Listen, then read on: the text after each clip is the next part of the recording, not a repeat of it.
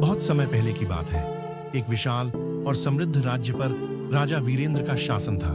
वे पराक्रमी, न्यायप्रिय और दयालु शासक थे, लेकिन उनके जीवन में प्रेम की कमी थी। उसी राज्य की सीमाओं से लगे एक छोटे राज्य में राजकुमारी अवनी रहती थी। वे रूपवान, बुद्धिमान और कोमल हृदय की थीं। उनकी सुंदरता और गुणों की चर्चा दूर दूर तक फैली थी।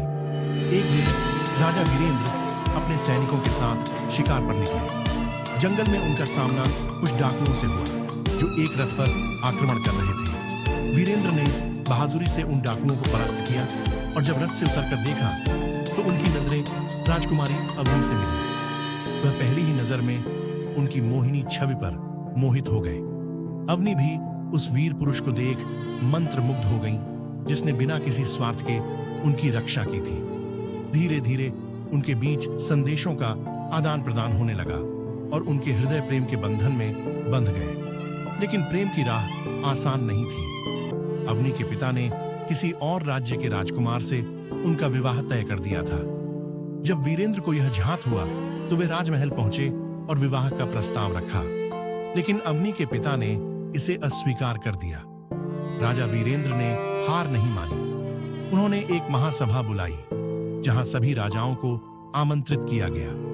वहां एक प्रतियोगिता रखी गई, जिसमें वीरता, बुद्धिमत्ता और नेतृत्व की परीक्षा थी।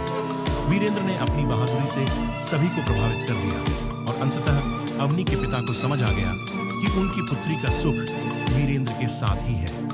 धूमधाम से विवाह संपन्न हुआ और अवनी रानी बनकर वीरेंद्र के साथ उनके महल आ गई। दोनों का प्रेम एक मिसाल बना और उनका राज्य समृद्धि, न्याय और प्रेम से भर गया। कहते हैं, जब प्रेम सच्चा होता है तो वह हर बाधा को पार कर जाता है। और राजा वीरेंद्र व रानी अवनी की प्रेम कहानी अमर हो गई।